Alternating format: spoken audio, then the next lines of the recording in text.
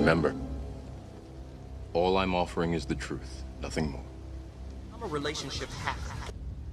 Run up and get touched up, suicide. And all of y'all know my style. I excel, then prevail. Run up and get touched up, suicide, that's it. And all of y'all know my style.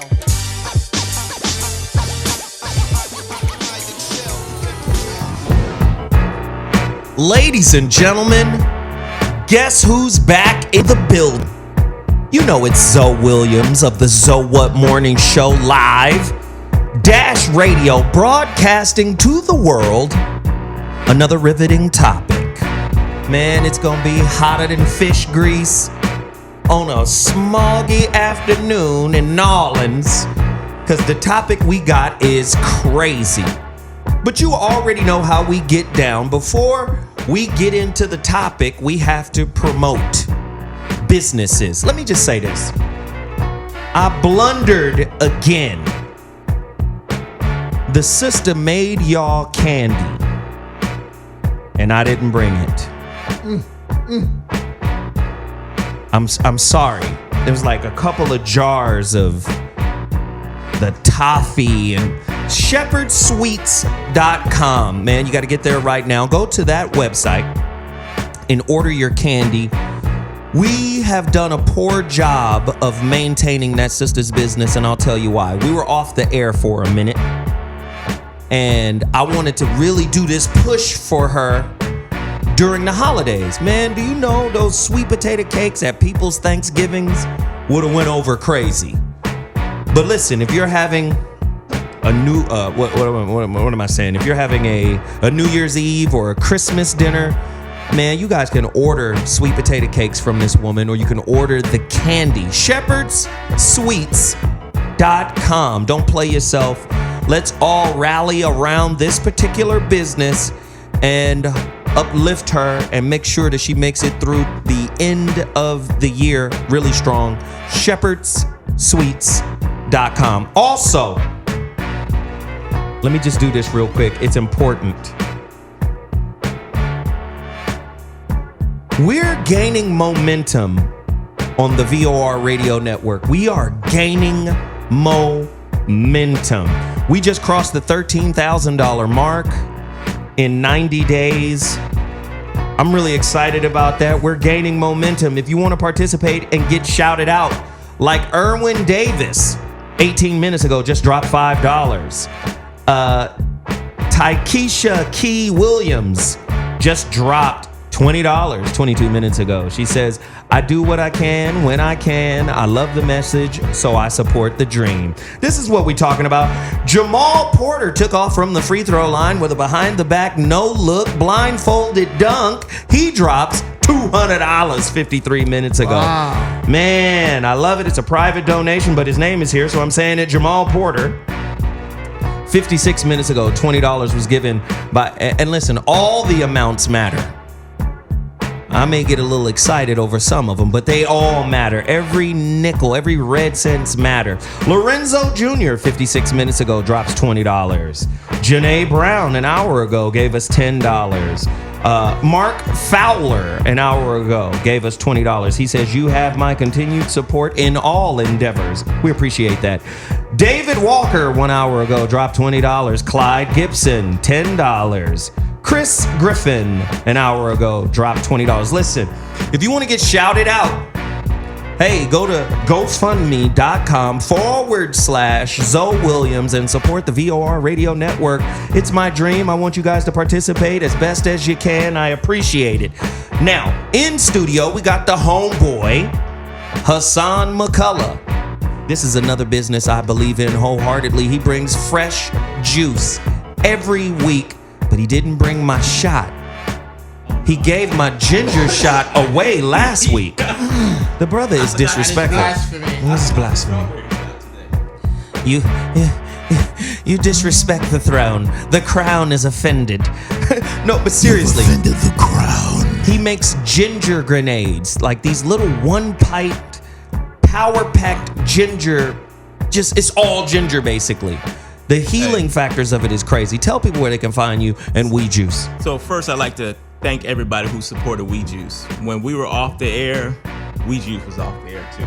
Wow. Nobody was buying anything. Wow. See, But that's what I'm now saying. Now since All it's back right, on, all right. people are buying. But you can find me at wejuice.com. OUIJUICE.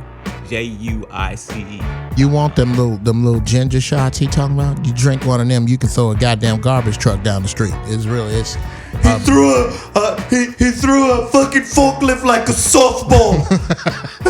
Incredible Hulk movie. Y'all don't? Okay, cool. Never mind.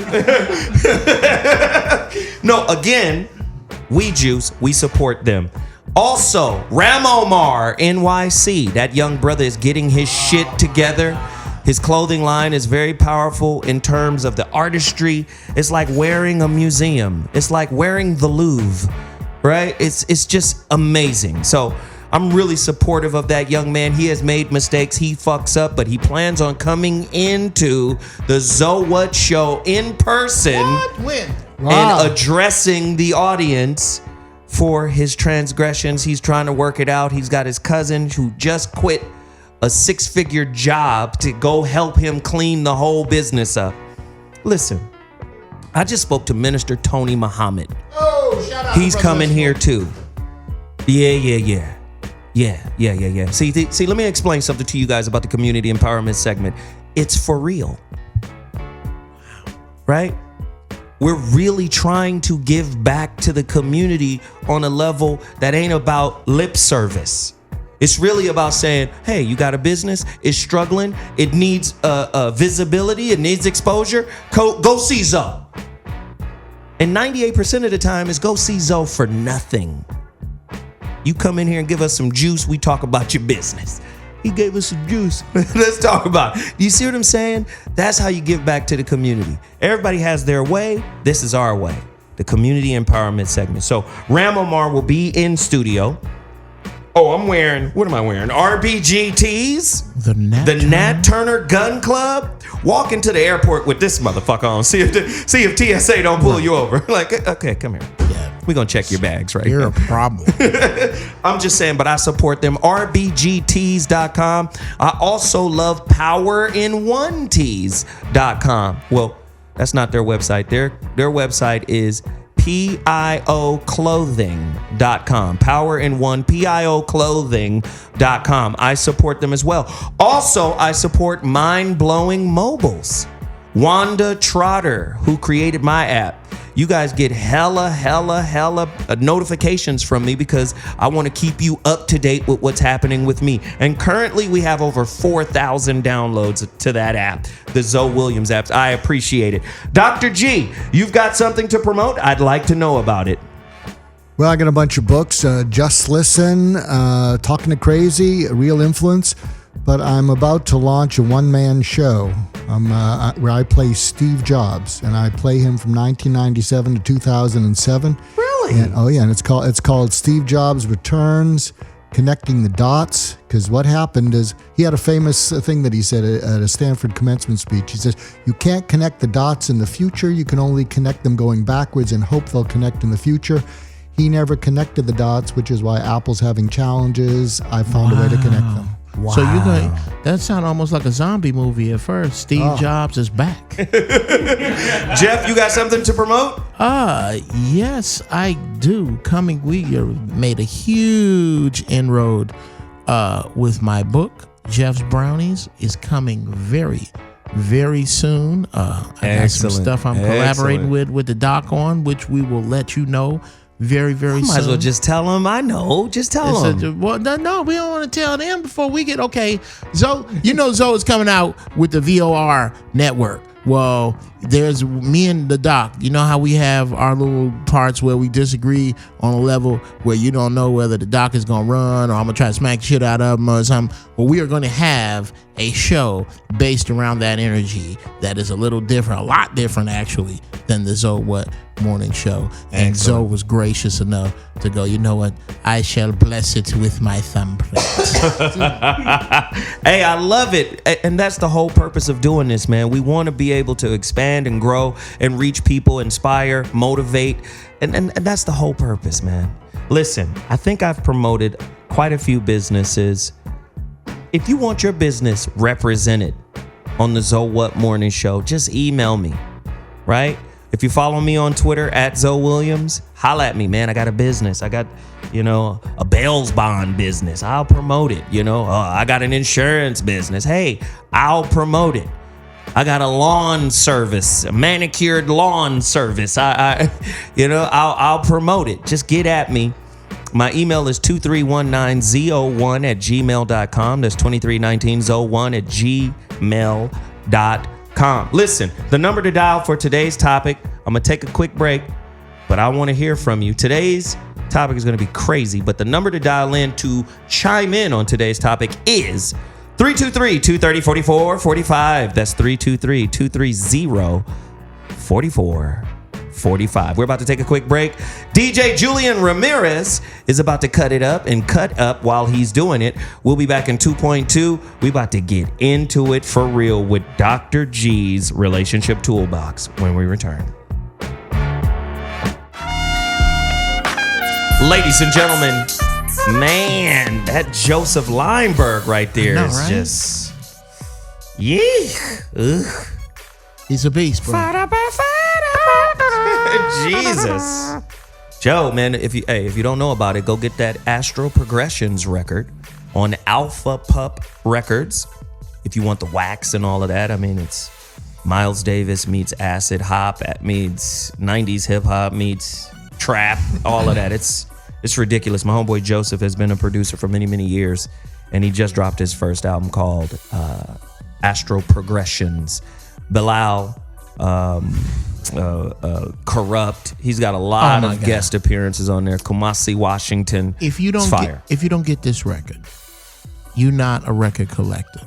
You just a nigga with a bunch of records. Wow. You got to get this. This goes in your. It's like Ice-T OG. You can't say that you collect hip hop if you don't have that album. There's certain albums you got to have. 3 Feet High and Rising. You got to have. You got to have that. Yes. Good stuff. Good stuff. Ladies and gentlemen, as is commonplace for the voice for the ZoWhat Morning Show, Dr. Mark Goulston kicks off the topic with Dr. G's Relationship Toolbox. Dr. G, set us up for today's topic, please. So today we're talking about parenting, single parenting, whether single parenting is better than double parenting when you have parents who don't get along.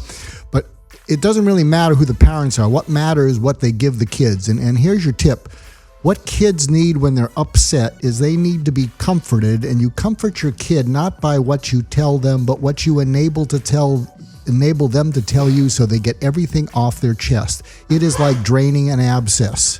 And if you don't allow them to get everything off their chest, it'll stay clogged, and you give them courage by what you tell them. You give them comfort by what you get them to tell you, but you got to help them get it all out. And if you have too much crap in your own life, in your own mind, you won't allow them to get it out. They'll feel frustrated. They will go to drugs because that will be better comfort for them. So comfort comes from listening to them until it's cleared out, and you know that you've listened to them when it's cleared out because they will exhale and they will start to possibly cry with relief because they feel safe. Then you can give them courage by what you tell them. One of the things that Jeff was talking about is a project that he and I are working on, and part of what you do to give them courage can't be empty. What you have to do is you got to feed them reality. Who was the coach of the Lakers who went to Miami? What was it? Pat Riley. Yeah, Pat Riley. I remember an interview with him when he was with the Lakers, and he said the role of a coach is you have to feed your players reality. If you're up against Michael Jordan, you better have 2 players set to take care of him. You don't want to delude them. That's what you have to do with your kids. You have to feed them reality, and after that, you also have to tell them what their rights and responsibilities are. And they may have certain rights. For instance, they have a right to be protected by you from more than they can handle and prepared for life. But their responsibility is they got to listen to you instead of blowing you off. No one said it would be easy to be a parent, but y'all can do it. And so just do it. Well, Dr. G has set us up once again for what I believe to be an exceedingly important topic, because a lot of us feel like we're supposed to be in a family once a family is created. You know how easy it is to walk away from people in your life that you think are toxic? Whatever your reason, whatever your justifications are, you can say, okay, this is enough of that, right? Why do we feel so guilty when we have to do that with family members, right? Parents. I think sometimes the broken familial construct, family construct, is better than the together, the whole family construct, especially if the whole family construct is wearing a mask. You look How about whole that? to people on the outside looking in. You guys are putting up a front, but on the inside, you guys are the cast of good times. That's why preachers' kids always the most fucked up. I'm just saying that is a reality. You know, you have a right to walk away from anything that is no longer helpful. So instead of thinking about the broken family, if you say to yourself, they are no longer helpful, you have a right to walk away from any situation like that. And you should, as opposed to trying to convert all of them into being helpful when they have no desire to be. Wow. Even towards themselves. That's So- goddamn Dr. So let me finish with the setup here. The hot topic today is when choosing the best of two evils is between your parents, right? When is a broken family better than being together? A deeper look at the art of being an effective single parent. Questions. How can a single parent build an effective support system for the edification of their children? A lot of people think they can do it on their own. A lot of people take the word single personally. I'm a single parent. No, just because you're not in cooperation or partnership with the parent that is missing, you still need a team to help you facilitate all of the responsibilities. How many single parents you know find it very difficult to ask for help? 323-230-4445. How many people you know just have a hard time asking for help?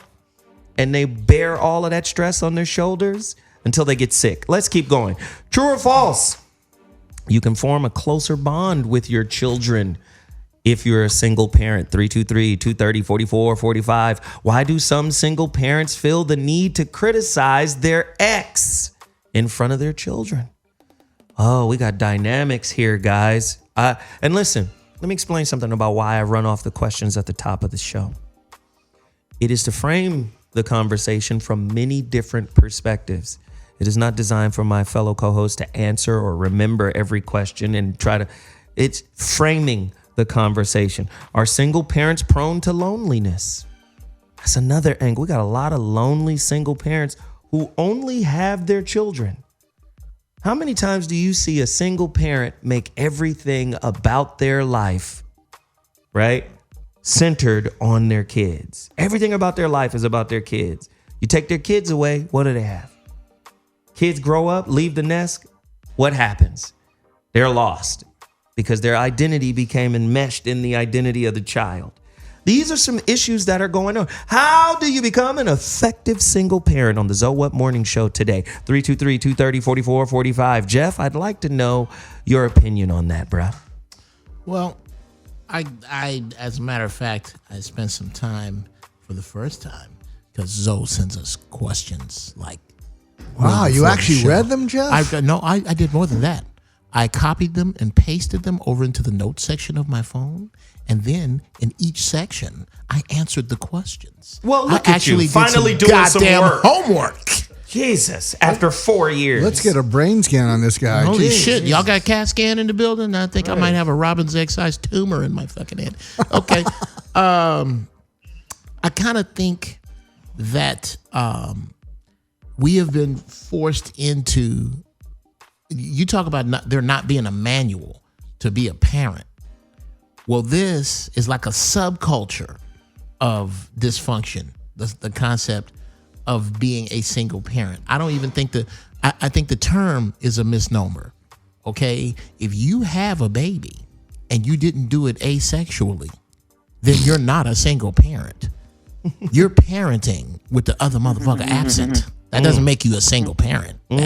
That means that's almost like people when they say, oh, I need a real man or a real woman. A real man is any man any human male who cheats death to the age of 18. After that, what kind of man are you? Are you a shitty man? Are you a responsible man? You in the race, motherfucker. You just last. You're not. Stop letting them out. We have to look at this single parenting thing as, hey, that person is not single. That person is trying to make a grilled cheese with an iron. That's not you can do it, but that's not the way it's supposed to be fucking done. And as a village, our village is retarded. Our village has been fucked up. We need to work on our village. Beautiful. I love it. I love it. I love it.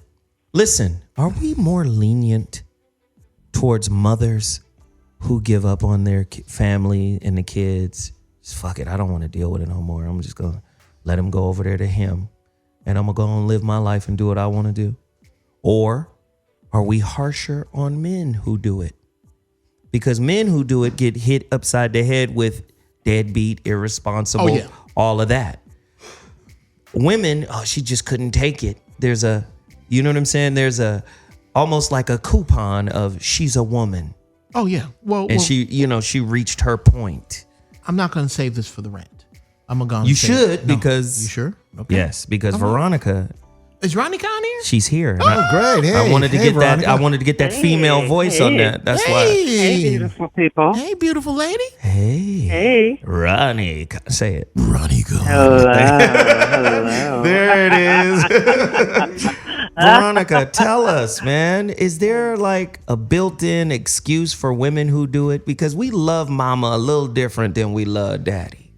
Can you talk to me about the difference? I think there's a different societal expectation. In other words, so here's a couple of things that happen. If single fathers, if men are single fathers, they tend to hook up and cohabitate with women. Typically, as a general rule, they more than women do. Don't worry, boy. I'm gonna find you a new mama. Right, exactly. Because men understand. How daunting that this shit is in terms of raising kids, and then you have to also take into account that men make more money on average than women. So I just think it's true that I think it's far more rare statistically that women are going to abandon their families in that way. Than it is for men to do it, because it's that's just biology. I mean, but you see, you use the word abandon. We didn't use the word abandon for women, but for men, it's abandon. Well, I think whenever I really deeply agree with what Jeff said, in that there is no such thing as a single parent, because a baby does not get created in a vacuum. Mm-hmm. So I think that whenever we relieve ourselves of the responsibility, both logistic, financial, nurturing, whatever it takes to raise a child, I see it as a form of abandonment, but or whatever you want to call it. For both genders, right? For both genders, absolutely. There we go. Yes. Absolutely. Jeff? Ronnie Khan, I tell you what, was something that you said, that kind of gets battered about, that men make more money than women. I have to ask, what group of men? Because if we are leaving this wide open to every demographic, then perhaps. But when you talk about what predominantly goes on in the black family, in the black community, okay, yes, that's fair. In the black family, I don't know that is even always the case 40% of the time. 40%. Sisters are making a lot more money. Well, if we just look at, like, if we bring Antonio Moore's work back in here, there is no real black wealth. Right. There is no black wealth. Yeah, there's no such thing. I mean, there's some black people doing well. Yeah. But they're overall, collectively, as a unit, there is no black wealth. You have to own something in order to create wealth. Right. Yeah. So here's what I would say about that. So I think one of the basic frames that we have to look at, if we're going to have any degree of wholeness in our community around this topic, I think we have to look at what it actually takes, and then I think that it's the responsibility of everyone involved, not just the people that are in the immediate, the mommy and the daddy, but also the village. I mean, I've had to put virtual villages in place around my children, so I understand the need for that. So we have to look at what it takes. So if you really look at what it takes, it takes, on average, $2 million to raise a child in both finances and in effort. Meaning, if you look at what it takes, like if you were to outsource everything that it takes, this is from the Bureau of Labor Statistics. Wow. If you outsource all the actions that it takes, the activities that it takes to raise a child, chauffeuring, taking to doctors, getting hair did, brace, whatever, all that stuff, plus the hard cost, it's about $2 million per child. Now, if you have more kids, then it gets sort of prorated across those children, but it's $2 million either in money or in effort. And so at some point, in order to make this sane, we would have to start and say, all children, this is what the need is. And so either we are meeting that need as either in a partnership, whether we're together or not, or the village is meeting that need, because that's actually what it takes. And until we get real about that, we will continue to suffer because we are never actually playing from the playing field a baseline that actually makes sense, and then we wonder why we're behind. I like that. I like that. Let me come back and ask this question. And you know what? I'm going to ask the question. We're going to go to break, and then I want some callers to get in here. The number to dial is 323-230-4445, 323-230-4445. Veronica brings up a very strong point about the money side of it. But I want to talk about the generational curse side of it, which makes it easier to say, you know what? I don't want to participate in that sickness my child is being raised in. Are you obligated to go in and try to fix somebody's generational curse?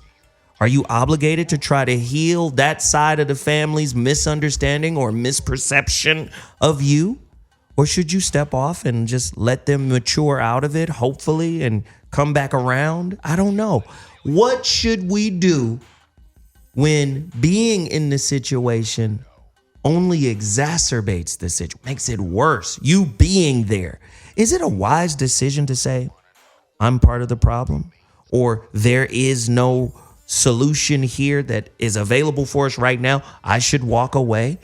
Isn't that maybe a thoughtful solution to walk away? Most people don't want to do that. Most people want to stay in it and try to find a way out. And I don't know. I think sometimes walking away is a good thing. People who agree, disagree, let me know. The number to dial is 323-230-4445. 323-230-4445. Call me if you've walked away. Call me if you've stayed. Let me know how you're trying to reconcile being with that motherfucker over there. I'll be back in 2.2 to get your answers. Ladies and gentlemen, jeez. Joseph Lineberg, boy. Damn, I should learn to play trumpet. I wasted my life. That's some hip hop high. It reminds me of you just with your bong. Sexy. Right? That shit is fly, right, Veronica? Sexy. Joseph Lineberg, man. Sexy. Yikes. Yeah. A lot of people are very a lot of people are very reluctant to talk about their family issues, right? Listen, I'm not. I believe that there are no accidents in the universe, while at the same time, there's always infinite choice and possibility, right? You have some people who are on one side of the argument and other people who are on the other side of the argument, meaning some people believe in fate and destiny, and they don't believe in things being able to change in a moment. I believe that both of these things are part of the same coin, two sides of the same coin. I believe that when you change your ideology, your ideation of the world, your worldview, right? You can change the trajectory of the path you're on, right? If your thoughts are inflexible, if your beliefs are inflexible, then it's pretty easy to intuitively point out where you might end up. But when you start to challenge your own belief systems, then I believe anything is possible. The impossible becomes I'm possible. Right? Because you've changed something. You've addressed something. We got so many people who identify themselves by what they've been through that they concretize the belief around it because now it's created an identity for them. Right? And what happens when an identity is taken away? Especially, say in divorce. Children get their identity from their environment, from their parents. So what happens when you take the identity away? Can I just something else? Yeah. They not only get their identity, where children get their well-being from is how their parents handle conflict. Exactly. You know, and they're watching it play out. And if they see one parent winning, doing it one way, they may imitate that person. And it's not just on a family level, but the well-being of this country played out recently because the conflict was not resolvable between Democrats and Republicans. And so what happens is when you have parents who are too self-absorbed with winning and being right that they ignore their children, the children will act up and act out, and sometimes they will vote accordingly. And so what you really need to do is find a way to deal with conflict. And it's not easy. It's one of the most difficult things. But the better you can deal with conflict as parents between each other, the better for your kids. When I've asked kids, teenagers, I said, would you rather your parents love you more or love each other more? And when kids get a little older, they say, hey, you know, I'm pretty much, 17, 18. I just wish they would be decent to each other. Right. What really is discouraging is not that they get into fights, but they never resolve them. It's always the same fight, and it's discouraging. So, but here's the shame. If you could deal with conflicts effectively, you would never have gotten divorced or broken up. How about that? Well, let's come back because that's a big point that Dr. G brings up in terms of conflict resolution skills. That is the number one skill set you should have if you're in a relationship. That's the skill set that determines success or failure. A lot of people think it's money, but it's not. It's conflict resolution skills. But we have to really dig down into what is conflict resolution. What are the tools of conflict resolution? I always bring up the point of logic. Logic. If you have fallacies, most people haven't studied formal logic, but if you have circular logic that always leads back to somebody else being wrong, right? Like when you talked about the right and wrong thing. Right and wrong. If you're always right, you must be using circular logic because your premise and your conclusion are the same. The premise is you're wrong and I'm gonna show you. It's never let's find out. Let's find alignment over rightness. I always tell people I'd rather be in alignment with you than to be right about my point. Come on. You see? So when we start chopping down what creates the conflict, it's usually two different perspectives and the inability to reconcile, to meet in the middle. We better off if we aligned on some wrong shit. Aligned on some wrong shit. Hey, y'all better tweet that. Can I put out a silver bullet? And Veronica, I want you to weigh in. I have a silver bullet that works to resolve every conflict. Ready for this? Tell me if you think it won't work. Punch me in the throat. When you're in the middle of a conflict, first of all, you have to say to yourself, I'm in the middle of a conflict, so you're not escalating. But all you have to say to yourself is, what's it like for the other person right now? Because you can't be curious, which is a sensory thing, and arguing, which is motor at the same time. And just being able to pause. I did this with my wife some years ago. We were escalating, and then I asked myself, what's it like for her now? And I realized she didn't like this where this was going. And I said, we're about to escalate. We're about to reload the argument. And I said, hey, you don't like where this is going any more than me. She said, what? I said, you know where this is going. Do you like where it's going? She says, no, I hate it when we get this way. I said, yeah. And then I said to her, well, do you have any idea how we can change it? And she smiled at me. This is the middle of conflict. She said, no, but you're doing very good. So I think just being curious about where the other person's coming from without an agenda that you got to win would resolve a lot of conflict. Veronica? Okay, yeah, go ahead. And then Jeff? Yes, sir. Yeah.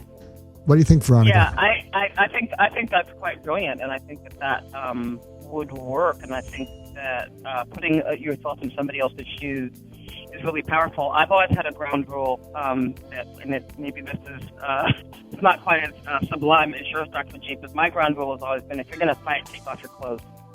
If you're going to fight, take off your clothes. You got to fight naked. Yeah. That's the rule in my house. Let's see if you can haggle with the angle of the dangle. What did you say? Goddamn, let me pull my drawers off, goddamn it. Yes. That's That's not a. I think Jeff wants to come up and have a fight with you. Oh, that's funny. That's funny. Wow, Jeff. He put you out there. I hope your wife ain't listening, man. Yeah, I know, because, Veronica, I can't. My wife is crazy. She love me. She'll show up with a hammerless 38. I ain't even got a duck. She's shooting. I ain't ducking. You need to run. A hammerless 38? Hammerless 38. What was I going to say? Oh, yes. I love where you went with that, Doc, but as is common, a great much of the advice you give starts out with the implication that you're giving it to either a stable individual or an individual who is seeking stability. Okay? If you tell somebody, and that's the other thing, and I think that's something I focus on I see that a lot of times we miss on this show. Some people just ain't shit. Okay? That's just we the don't truth. miss that. Some folks ain't shit. We just don't always address it. When you say, Okay, so ask yourself, what is the other person feeling? If a person who ain't shit asked themselves that, oh yeah, that motherfucker squirming. I got his ass right where I want him. Let me give him a little bit more of this bullshit about how his mama's an alcoholic, which has nothing to do with this. Okay, so you just brought up another tip. There's a tip called mediating catharsis. I'm sorry for the big terms, but what it really means is I got catharsis. So what you're doing is when you can say the negative thing that the other person's feeling towards you that they're actually afraid to say because it'll escalate it even more, it disarms them. And so if you say to that person who's unstable, you can say, wait a minute, let me run something by you. Do you hate me right now enough for it to be all over and want me out of your life? What are we dealing with here? Are we at DEFCON 1, DEFCON 10? Do you hate me so much that you wish it was all over? Or are we just at sort of a level where you say, how can you be so frickin' stupid again? What are we dealing with here? Tell me so I can figure it out. And so when you give them sort of a way to frame it, a lot of times they're not going to say, I hate you and I wish it was over. They just say, oh, well, I just hate you. I can't stand you. I want you out of my sight. So we're not going to the divorce court right now, right? I just want to make sure what we're dealing with because I can go take a ride. I can go stay somewhere for a day. But when you actually give them the words that they maybe can't say, it disarms them. I'm going to have to bring somebody into the studio for you to interact with. I like that. It's very interesting. I just... You apparently have never dealt with a woman who's going for distance and irritation. But see, this is what I'm trying to bring out in these conversations. Everything is not so sterile. I'm coming to you, Veronica. I hear you. Everything is not so clinical. Everything is not so sterile. The way Doc frames it is like almost borderline monolithic, like this is what it is. Yeah. No, but there's some gray area there too. You have to deal with, I like the way Dr. John Gray frames it. He said, I can give you 1,001 tips and tools on how to fix your relationships. But all of those tips and tools are useless if you're not willing. Right? Willingness comes not from, I'm willing to work to get a better outcome. Willingness comes from, I'm willing to work on me. Oh, my God. See, so many people will try to work in the short term to get a different feeling than the one they're feeling now. So in the short term, I'll cooperate with you. I'll do this. But it's from a disingenuous space. It's just, I just want to feel something different. It's a Band-Aid on the bullet wound. Right? The real work, like you can't say your partner is arrogant unless you've ignored your own arrogance. Do you understand what I mean by that? Run that by me one more time. Oh, you're arrogant. You're this, you're that. Everything you say about your partner is a reflection of you. And until you get to the point where you have resolved the arrogance within yourself, the judgment shouldn't be passed. That's in alignment. Oh, okay. Do you understand? That's in alignment with the biblical quote, judge ye not, lest ye be judged in the same manner in which ye judge yourself. Do you understand what I'm saying? You can't pass a judgment until you've reconciled the issue. Do you feel what I'm saying? Well, it's a lot of times when you'll say to someone, "You're judgmental." Well, you're being judgmental when you say it. So it just escalates it, and so that's the chicken and the egg. So energetically, when you're on the defensive, but it feels like you're on the offensive. So it just escalates. Let me get this straight. if my spouse, my mate, is an asshole, I don't get to call them an asshole unless I Jeff, too you're am an being asshole. an asshole right now. I already know Yeah, I'm so an there it asshole. is. All my It's friends clear. are assholes. No, what I'm getting at is, okay, what if you being an asshole right now? And you need to hear that you're being an asshole right now. But I was an asshole last week. But Does my asshole last week nullify my But this license is to- good. This is good. In hearing you're an asshole, right? What does that do? Does that open the person up to listening, or does that close them off? It depends upon what level of where you saying this at. But I'm saying, hey, did you know that you're an asshole? You're being an asshole right now. Like, how do you frame that? How do I frame Veronica? it? Veronica's gonna give us the frame. Well, I think it requires a step back and a slightly bigger frame.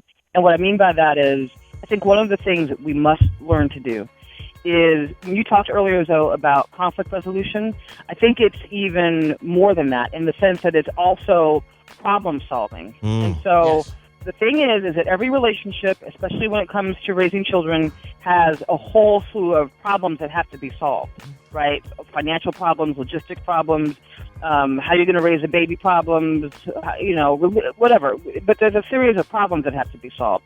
And so when people come together, if they can't look at the future and look at the horizon and say, these are the most important problems to solve, and we need to reorient ourselves around that. We need to align around that, because it's the setting out and the overcoming of problems that is what makes for some success in a relationship.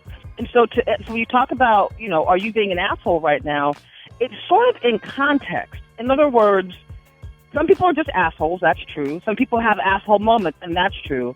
But at what point do we come together and agree and align and make the problems that we have to solve in the relationship paramount and more significant than the challenges that we may have with each other? That's what I'm listening for. Like, where's that? Dr. G? Yeah, can I run? Let me run another tip, because I'm all filled with tips today, and you guys seem to be tolerating it. Just for now. Something that's helpful, I think, when you're dealing with anyone, first of all, is to not react and just escalate and go up the wall. But if you can wait until they're about to reload, if you can pause and say, let me ask you, what is the result that you want from our conversation? And they say, what is the result that you want from our conversation?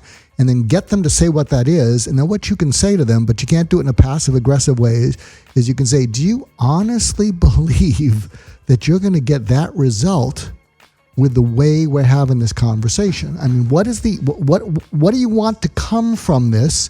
And do you believe that how we're doing it is going to get me to do that? Because if you do, I think you're a little off. I think that, and that I love that, Doc. I love that. But I think what you have to start with, because and I use my own past as a model, you have to be with an individual whose light is on. When their light is on, it's not just to beam outwardly. Well, their light is on, so they can see what's going on Jeff. the inside. Jeff, can I just jump in and Yes, I'm going to sir. throw it back to you? Yes, sir. You got to be with somebody who isn't secretly envious of you. Woo! Who isn't trying to be you. Holy shit! You got to be with somebody who is inspired by you, but also they inspire you. Like, yes, it's a unidirectional, it's a bidirectional inspiration thing Yes. going on.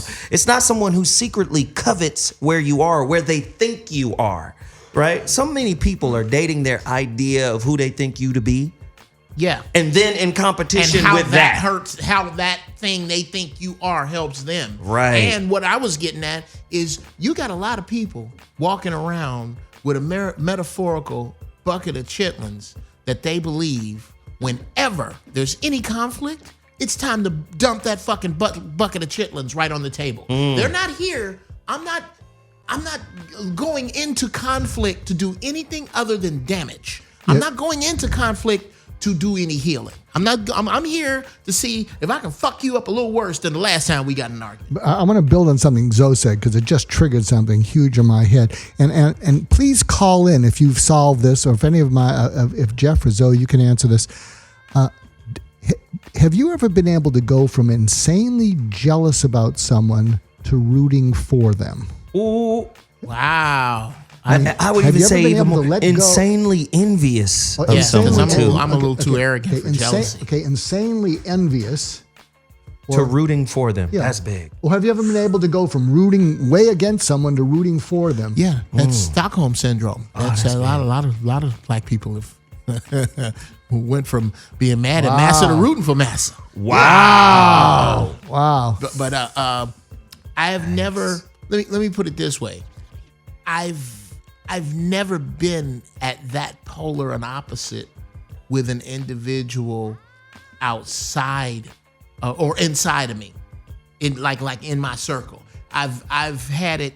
I'll just be honest. One time I was sitting in a taping of the D.L. Hughley show when he had his TV show, and I'm going, fuck me.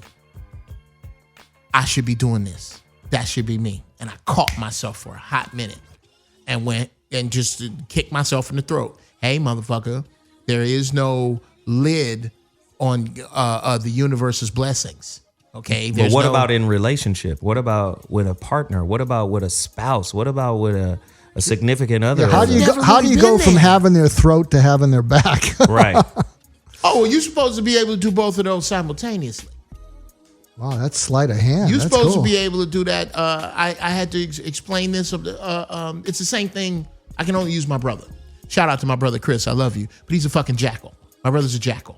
If he was, God bless you, my sister-in-law Sharice. I don't know how she puts up with this. Motherfucker's crazy. But if I need some help, if it's some shit, I call my brother. He coming in guns blazing. Everybody, Jackal love. The only motherfuckers he ain't gonna hit is a Cass already said. He's that dude. Right. I had to explain to my wife, look, it's like this.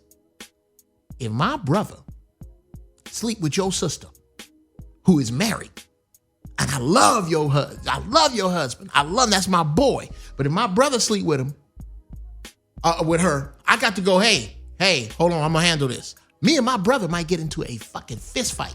We might, you motherfucker, I can't believe you selfish bastard, blah, blah, blah, blah. But your husband can't touch my brother because I will dig a fucking hole because that's my brother. So there is a place that I reserve for, if necessary, cutting your shirt tail off at the collar because I love you.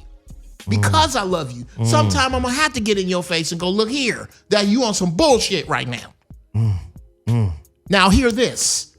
And I need it. I need somebody I can trust that has my best interest at heart. If I have your best interest and in one hand and your feelings in the other, guess which one I'm gonna drop in the shit? Wow. Your feeling. I'll drop your feelings right in the fucking shit. We'll work Wow. on your feelings later. Whoa. Ladies and gentlemen, man, you're listening to the ZoWhat Morning Show on Dash Radio, Hot Button Radio. It's getting liquid up in here. When choosing the best of two evils is between your parents.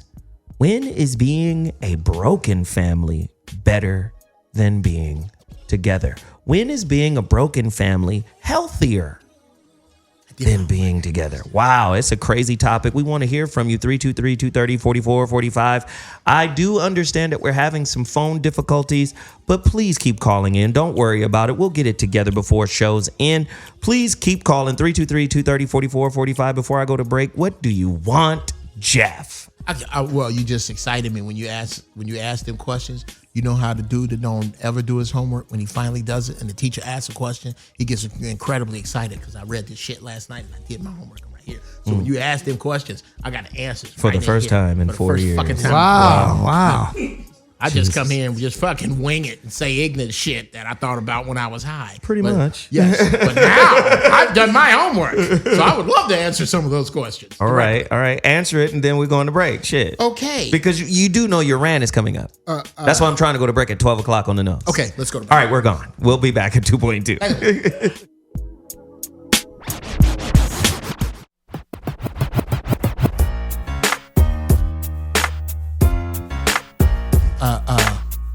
That's not the one. That's not it. I love that though. You would just hold on just a second. No. Just jump right in. Okay, yeah, I Come guess on. we probably can't do it. We probably can't do that. Okay. Which one are you trying to do? No, there's you got to do it on the break. I just thought about. Oh, you stop it, Jeff, with gotta your do it. You side can't. production. Yes. God damn it. Okay. This is the rant. This is the rant. God damn it. We are here now. Be present in the rant, Jeff. Wow. We're dealing with single parents. Let's just be honest. Okay. We are predominantly dealing with single mothers, which is a misnomer. And God bless you. The job is fucking hard. Okay. Let me preface this ignorant shit I'm about to say with I salute the single mothers who are working their fucking asses off to make things right. And especially I salute the ones who are doing it with a level head, because it's a hard job to do. Now, with that out of the way, here are 4 words that no male raised by a single mother wants to hear. Your mama ain't shit. Nobody wants to deal with that. That a big piece of this puzzle is what job has been done on us by society to create the minds that we all have a problem with one another. That nobody wants to get together with that estranged baby daddy or that estranged baby mama and go, look, let's look at these problems as if all of our problems started outside of us and before us. Let's look at these problems like they're not even exclusive to us. This is some shit we in. Now let's start from that place, as opposed to that motherfucker is horrible because he or she is horrible. Not because these things happened or because this thing happened. So now I'm at this deficit when it comes to dealing with this child. What am I making? What am I making? For everything that you are, sir or ma'am, for everything that you are, you already it. You already fucked up how you fucked up. Whatever that is. Every day, you are making your children what they are going to become. Every day, every second of every minute of every hour of every day, you are making your children into people. For a second, just for a hot second, before you fly off at the handle at your child, in front of your child, about your child's daddy in front of your child. Think about that. You are making them who they are. Mothers, and some of you, I ain't saying, okay, this might be wrong dismount, but I'm going to go and put it out there. I'm not saying, you ain't shit because you a single mother. I'm saying you a single mother because you ain't shit.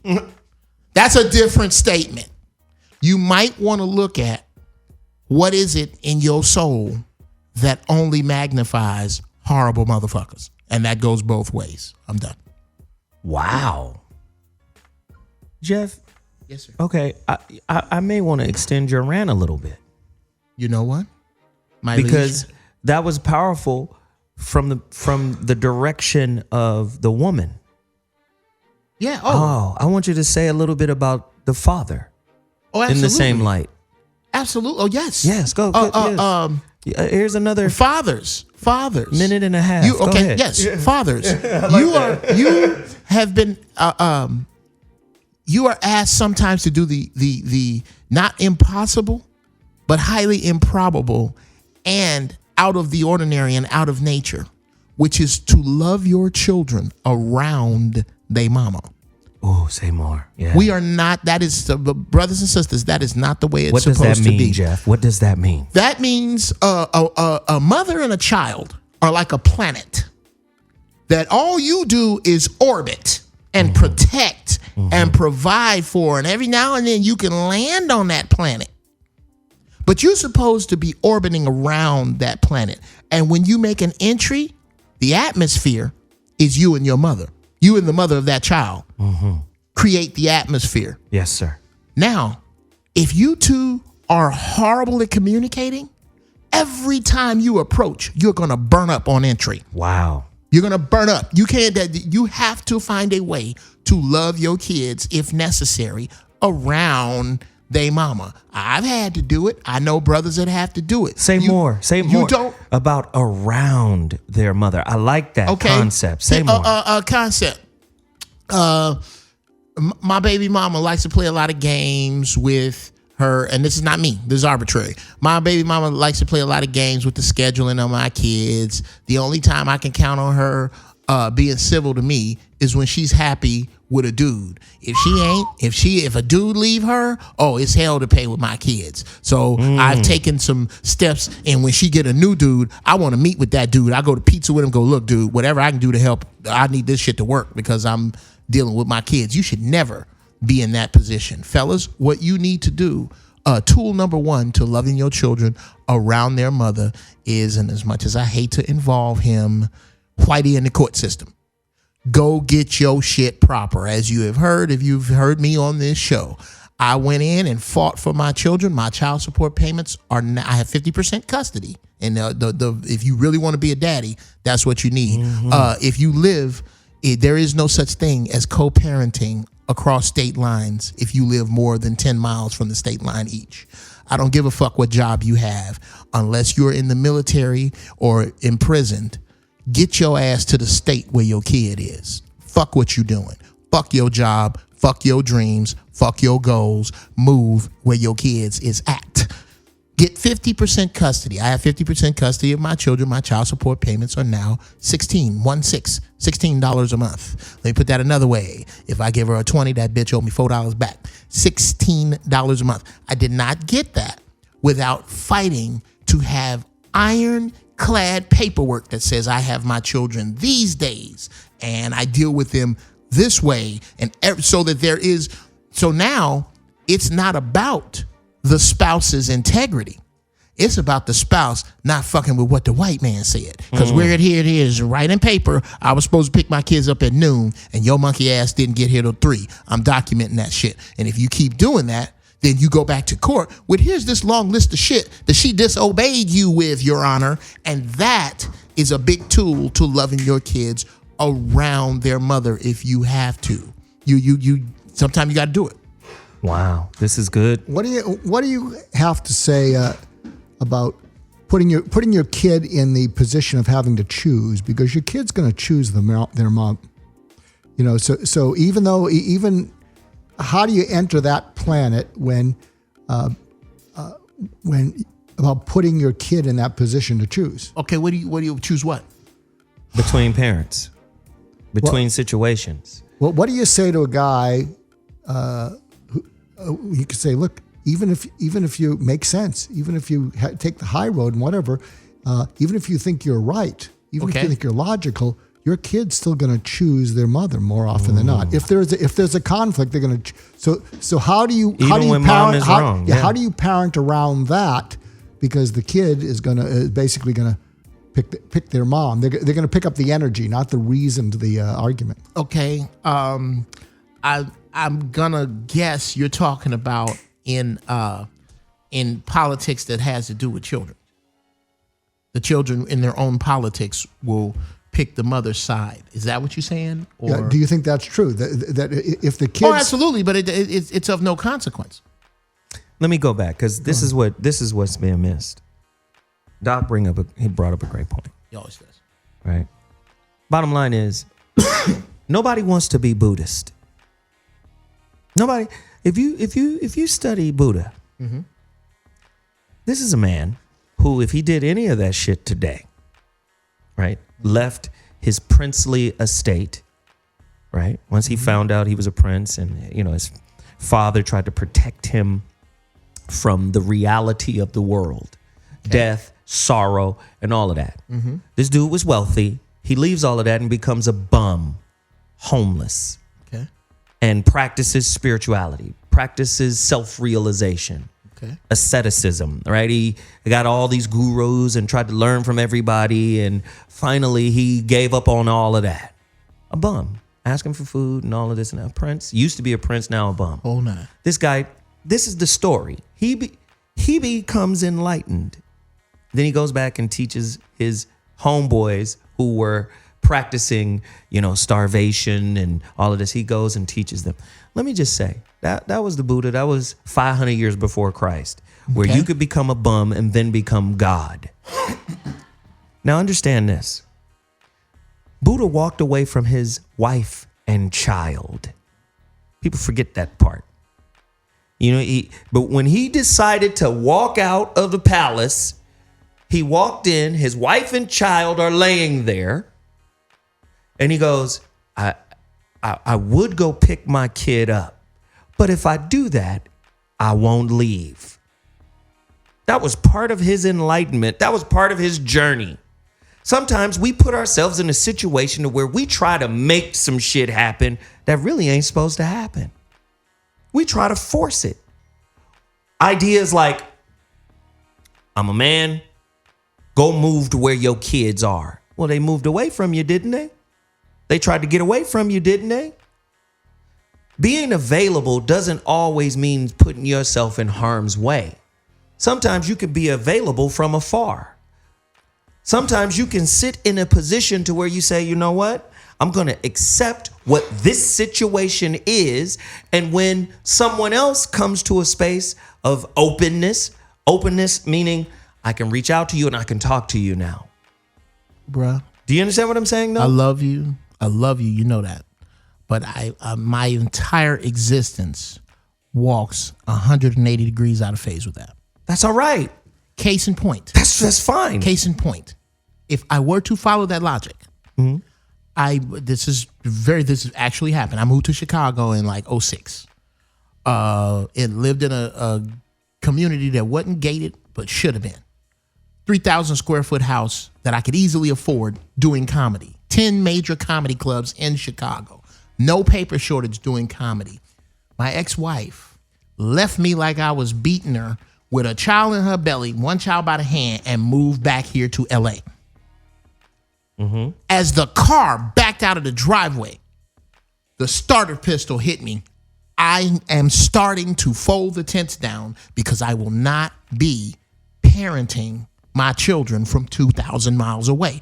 I can't do it. I had everything there. I had everything to my family, my core support system, which I really didn't need. I was making my own money. I was good, but I could not be good and not be what I was called to be. So I came back here and situations led themselves that when you and I first met, right after that, I was homeless.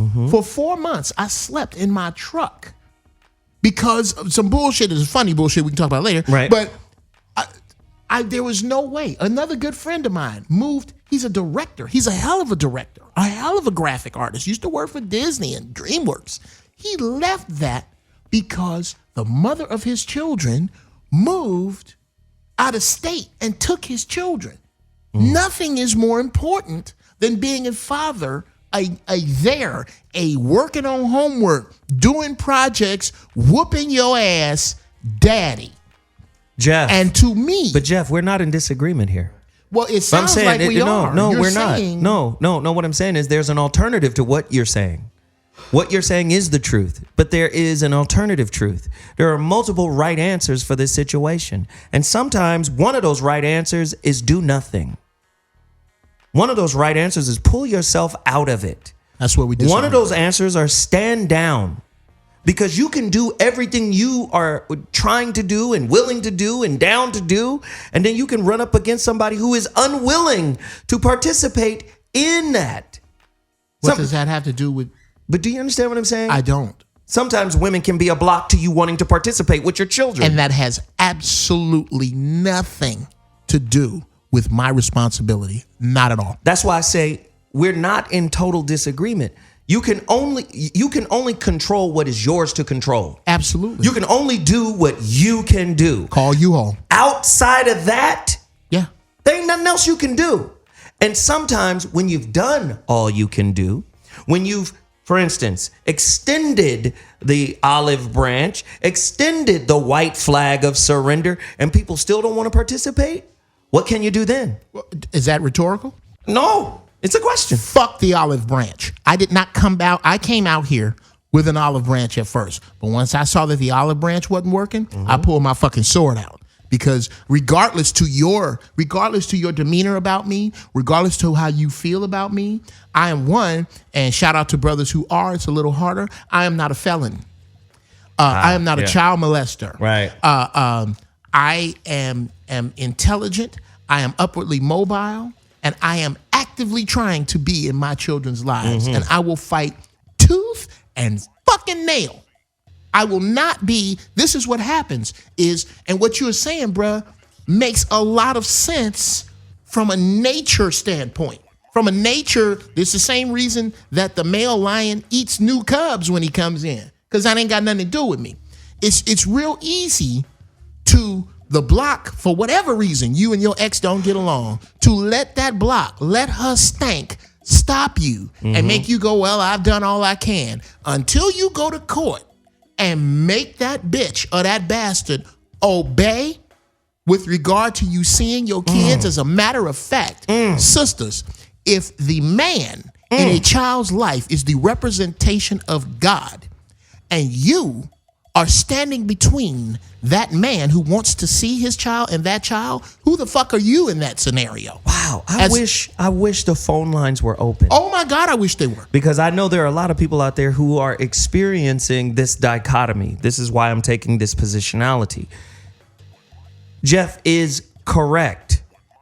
But at the same time, there are people out there who are experiencing different. They're experiencing there are a lot, especially with African Americans. Let's just talk about not wanting to deal with the court system. Let's talk about not being savvy enough to deal with the court system. Right? That was me. Right? And then you figured it out. Yes. Right? But guess what? Even if somebody chose to not do the court system, are they a bad parent?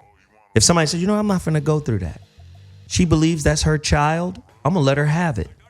Is there something wrong with that? There's something. Speak to that. There's something absolutely wrong with that. Speak to that. I believe that represents more abandonment than getting up and leaving. I like because what you're saying is that, first off, this individual and what she brings is bigger than my God, whoever that is.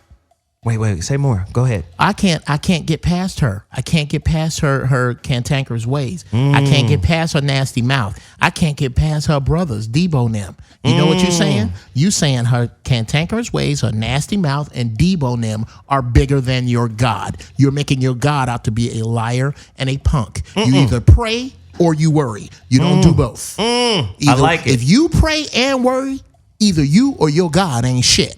Now, I am saying that is my child. That is my those are my children. And in bearing my soul, I made some big mistakes with my first batch. I have a shout out to sometimes you need a second batch to create nigga, to get it right. Correct the shit you did with the first batch. My first batch, I had to explain to my older sons why it is, because they came to my house. Dad, I'm so glad that you really are dealing with my two younger ones, because we don't want it to go down like it did with our mom, where there was many times we didn't see you. And what they didn't understand is, I said, sons, understand that the reason I'm doing so well with these kids is because of what I didn't know when I was with your mother. When we first broke up, I did not know that if I stayed in the same county that you're in, it's much easier for me to get 50% custody of you. I didn't know that. I didn't know that if I got 50% custody, my child support drops by half. I did not know that a court order supersedes any bullshit that she might be on, and that I could get one as long as I'm not a felon. It's a lot easier. I didn't know this stuff. That's why I like doing the traditional protagonist, antagonist on the show, because it draws out so much more information. Absolutely. Right? So I agree with you, but I had to go against you to get more information to get it out, bro. Dr. G? This is probably my typical avoidance of conflict. I always come back to what's in the best interest of the child. Absolutely. So I always try and think of your child at 18, and child A bails, quits, blames others, has a chip on their shoulder, always has excuses, and child B has the opposite. They have stick-to-itness. They have determination. They're passionate about things. All these positive things. So the way I approach these things is, what are you doing or not doing that is going to make sure that you produce child B? Yeah. And so I think you got to get, when things get heated, back off and say, okay, we want child B, not child A. And then you have to make a case for what you're doing. And I think what Zoe was getting at is, if you're subjecting your child to irresolvable conflict, then that's going to occupy a lot of their mind. Yeah, it's great that you're fighting to be their dad and in their life, and maybe later they'll appreciate that. But I think if you use the filter of what's in the best interest of my child, so that at age 18, he or she can hit the ground, all set to take on life, as opposed to having a chip on their shoulder and getting even with life for what they couldn't get even with inside their family. Well, because sometimes the biggest disappointment is finding out who your mother or father was when you become an adult.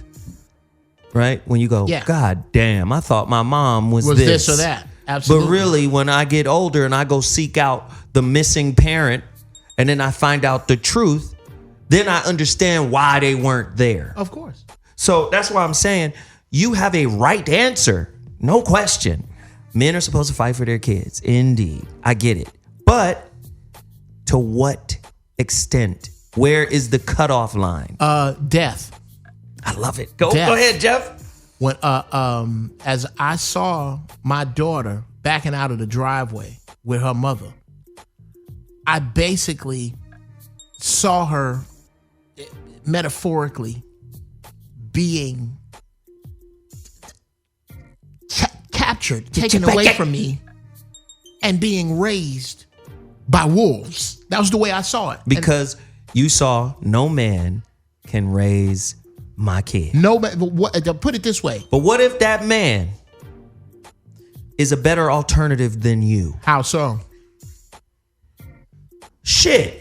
Listen, not you personally. Yes, absolutely. But say the dude got anger issues. Okay. Say the dude has, issues that are unreconcilable within himself that he hasn't dealt with. Okay. Maybe the other dude is there to pick up in a way or to provide to that child what you currently cannot. Then in that place, it's shit or get off the pot. If you feel that way, you don't get to pop in every 3 years and go, I'm your daddy, don't you? Yeah, you do. No, you don't. Let me tell you why. There are no hard, fast lines. Did you ask me? Because that kid may still, just like Shaquille O'Neal, raised by the sergeant, absolutely, taken great care of, yes, taught how to be a man, absolutely, loves him to death, yes, but still trying to reconcile with his biological right now. Always, of course. So do you understand? But there is no one right answer. You asked me, what are you supposed to do? Yes, you either shit or get off the pot. If you want nothing to do with this child, and there is someone who is going to do this much needed job, get your sorry monkey ass the fuck out the way. Whoa. I like that. But let's not make it so definitive. What do you mean? Who's to say they don't want anything to do with the child? Who's to say what if they want to have something to do with the child, but they don't have the requisite resources to be able to facilitate what the child needs? Still shit and get off the pot? No. That's here we go. That's apples and bowling balls. What you said was, what if this dude has issues that he can't deal with and issues problems that he hasn't resolved, that he has not resolved, right? To the point that he makes the conscious choice to let another man raise his seed. To step back doesn't mean I can just looking at a guy saying, "Wow, this guy has this ain't what I double like." Dutch. Hey. But Jeff, you're making it hard and fast. It is. You're making it monolithic. It is. Life is not like that. Brother. Life is ambiguous. Brother. It's ambivalent. There's flexibility. All I'm hearing are excuses cats make. No, but I think that I'm not making the excuse. I'm making the argument. I'm making the case. Okay. If a man is wise enough, in tune enough with his own ineptitude, to have the strength to say, let me stand down because there's a stronger man in play. Then get and stay the Not fuck get out and of the stay way. though. Yes. Because if he can recognize it in that moment, imagine who he's going to be if he stays on the path in 5 years. Who he'll be. Then he won't be in the way, will he? But when he comes back, maybe that was the impetus of his spiritual growth by saying, I'm not ready. I'm not in play. So go get your shit together. But if he does get his shit together, evolves as a being, Good and for comes you. back, he's not welcome? Well, let me put it this way. You making it hard and fast, Jeff. That's a flaw. Is he welcome? Not at the same station that he would have been had he stayed. Okay, if you get out of line, if you're in a line, we're in line at Costco. This is good. We're gonna check out. Okay, I love it, Jeff. Let's go. I got a bag full of groceries. I got a cart full of shit. You know how you shop at Costco. I got a 55-gallon drum of olive oil. I got enough olive oil for 11 fucking years because they don't sell the small ones. Okay, I got all my shit. And this line is 50 people long. And I have to get out of this line for a protracted period of time. No one says I can't get back in the line, but motherfucker, you're not gonna get back in up there. You got to get back in where you start. You are not allowed. That sounds like it's coming from a space of resentment. No, which is fair. Is fair. It's coming from a space of the child's mental health. Okay, let me pose something. Wait. It's 12:30. I got to take a quick break, and Yes, then I'm sir. gonna come back. Doc, write down that thought because I'm going to come right back to you directly. You're listening to the ZoWhat Show on Hot Button Radio. It's crazy up in here when broken families seem to be better than whole families. That's what we're talking about right now. We'll be back at 2.2. Dope! Listen, a lot of people have been donating this show, but we got to push it, guys. We only have a few minutes left. Get to www.gofundme.com/ZO Williams, WILLIAMS. That is gofundme.com/Zoe Williams. It is Cash Mob Mondays. We need you to Cash Mob the VOR radio network, which is my vision, my goal that I'm trying to manifest and bring to fruition. It's getting heated in here. Jeff Brown, Zoe Williams debating, going back and forth when you should stay, when you should leave, when you've done enough, when you haven't done enough. Oh man, it's beautiful stuff. It's fiery. It's dope. But before we went to break, Dr. G wanted to chime in and weigh in on the thriller in Manila. The thriller in Manila. Okay, so so Jeff, Yes, sir. here's the deal. So you go to a sporting event, Yes. and you're the baby mama of your first babies is there. You uncomfortable saying baby mama. Say it again. No, because I say it wrong. Yeah.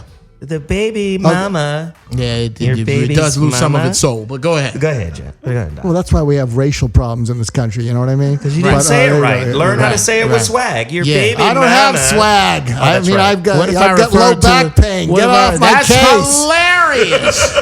What if I refer to Rosh Hashanah as Rosanna? It's Rosanna. not Dana. Rosh Hashanah. See, exactly. What is it? Yom Kippur. Bang. Okay, All right. But as you were saying, I go to a sporting so you go to a event. sporting event, and Yes. there the boyfriend of your ex is there watching your kid, and you're watching kid. And as you watch him, you think to yourself, he's a much better dad than I am. I mean, he's, if I step out of my own ego, boy, he's doing a better job than me. I mean, you just say, wow, she doesn't deserve him, but my kids deserve him. So, Yeah. so what do you do when you say, are you able to say to yourself, geez, if I want what's best for my kid, he's better than me. Maybe I'll grow into that. But you see someone really classy enough to sort of say, hey, you're not unwelcome. I mean, because you're the kid's father. Exactly. Now he might have to work around your ex, his girlfriend. But let's say you see that and you say, wow, my kid's got a better person in that role than me. What do you do? I say to myself, because as good as he is, Fortune 500 CEO, gives to the homeless, works with blind kids, has a 5,000 square. We're foot talking house. about how he is with your kids. Don't throw that up as a distraction. wonderful person. Wide open with them, very receptive, very warm, very courteous, very loving, and very giving. He is a distant second to me if I'm a fucking crackhead. Do you know why? Because when my son looks at him or my daughter looks at him, they're not looking at themselves. They're looking at someone else. See, When they look at me, whatever I am, what I would say to myself is, nigga, get your feces collected. That is what I would say. I would also say, I fuck with you, Jeff. yes, sir. Damn. I would also say that I'm not gonna be, if I'm at a sporting event and Wait, my Jeff, ex, Jeff, what's up? Can I talk? Can I Yes, talk sir. about you like you're not here? Yes, sir. Okay, like he's not here. You can't make that happen, but try it anyway. Like he's not. Jeff is the man you women want, because Jeff is gonna fight for what's his, and that's dope. Jeff is competitive when it comes to parenting, in the sense of, this is my job, this is my responsibility, kid. this is my You give a kid, fuck how much this is you- my you dharma, want. this is my purpose. Come on. I'm with Jeff. See what Jeff? What Yes, you don't sir. what you don't realize is you're the guy I'm describing. You're the good guy. In other words, if someone sees you and your commitment, Yes. But let's say it's someone who doesn't Let's have make your me principles. the other dude. Okay. No. What I'm saying is, Let's make me the dude in the relationship, and there's another guy. Yeah, and another guy is the dad, but he doesn't stand up for principles. He doesn't fight for that sort of thing. He rolls over. He wants the easy way out. See, you fight for it because here's what it comes down to. People don't do what's important. They do what they care enough about, and you care enough about your kids to do what's right. You know, Yes. and there's a lot of parents, Yes. mothers and fathers, who don't care Yes. enough about their kids to do what's right. And aggravated by the monumental fuck ups I made with my oldest three sons. My oldest son is adopted. He never knew his natural father. When I met his mother, he was 2. I used to drop him off at school on my bike. That's one of my jokes. That's how he just turned 33 a few days ago. Him and his brothers, I wish I knew what I was forced to learn fighting for them before I had to fight for them. Because I learned so much. I learned that a man does not have to be there every other weekend and on some holidays. Okay, but could you have learned it before you learned it? So now, Of course. You mean physically or well, in your existentially? mindset way back then, when you weren't learning what you needed, what you now know, how could anyone have made you learn what you now know? Or was yes, if there had been a me, and that's my point. I am my experiences are not for me. My experiences are for other people, which is another thing that I'm working on. Man, that beat is dope. Oh, that's me. I am a Stop jocking yourself. We know your beats is in here. Stop it. Get it, Chintzy Brown. stupid. Go ahead, finish. Maybe face. Maybe Face Productions.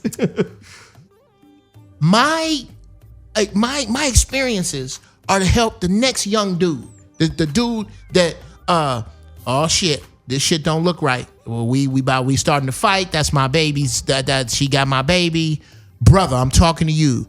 Run, not walk down to the courthouse. Put in an income and expense declaration if you are in California, and let them know what you make. Incorporate yourself. That's some other pimp shit we can get into later. But what you need to do is establish a rapport on paper with the court before her, so that you can plant your flag, because a judge got 5 minutes to look at you with the other rapists and murderers and criminals to make a decision. You have to paint yourself as best you can if you're serious about being in that child's life. All right, listen, we're going to take a quick 30-second break to prepare for The final thought. ZoWhat's final thought. Let me just get a fly instrumental and give us 30 seconds of that, and then we'll come right back to the final thought. Ladies and gentlemen, welcome back to the ZoWhat Morning Show, Hot Button Radio, Dash Radio. It's what we do. If we're not trying to stretch your perspective and your thought process, like I said before, we didn't do our jobs. If this show hasn't made you toss and turn in thought, we failed. So let me come back. The topic, when a broken family is a better alternative than a whole family. We pointed out the fact that some whole families are a facade. You know, they wear the mask of wholeness. And I said they're like the cast of Good Times behind the scenes, right? So let me just say this.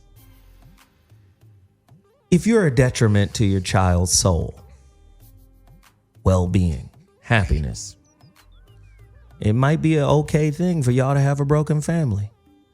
Or you get out of the space to create the space for someone else to come in and uplift the space, right? But let me just say this. So many people are unidirectional when it comes to the blame for this. Oh, this person was the problem, and all we got to do is get rid of this person, and then, you know, the space will be created for the real person to come in and make our situation better. Your situation ain't gonna get better until you get better. Your situation is a reflection of you, right? I love what Tony Robbins had to say when he was talking to this woman about her diet. He said, well, what is the real problem? Which one of your parents loves you the most? Or which one do you get the most enjoyment out of? I'm paraphrasing what he said. But basically, she talked about her relationship with her mom, and that was a clear indication that she had an issue with her daddy. And then she was blaming her daddy for all of this shit. He said, but your daddy made you the tiger you are right now because of his ineptitude. So many times we want to blame the person that ain't there. Or so many times we want to blame the person that is cast as the villain in the narrative that is presented by the parent that we were raised by. Sometimes their absence and the difficulty that absence created is the catalyst that made you great. Had they been there, you probably wouldn't have reached that level. Maybe it was the resentment and the frustration you felt in their absence that motivated you internally to do great things. Had they been there, you might have lacked that motivation. So many times we look at things with a black and white filter, with a linear filter. It's either this or it's that. So let me give you a couple of tips. Sometimes the parents in these situations are like the characters in the Hancock movie. You just need to be on opposite sides of the continent in order to get along. When you come too close together, shit just goes bad. Sometimes it's like that. I'm not saying it's right or wrong. I'm just saying sometimes it's like that. But when you're smart enough and aware enough of yourself, do this. Kill the notion, right, that the child is yours alone. Kill that notion. I'm a single parent, so this is my child. This is my baby. He's mine. She's mine. Kill the notion, because that's why you by yourself. Let's just keep that locked in. Kill the disrespect of the other parent in front of the child. That's not your advocate in your argument. That's not your legal team. That's your child that you share with another person. So stop contaminating the child with your POV about how you feel about their parent. That's ugly. Kill the desire to consistently place blame at the feet of the other parent. You're in this situation because you contributed to it. Now own your contribution. Own your side of it. Kill the need to be right all the time.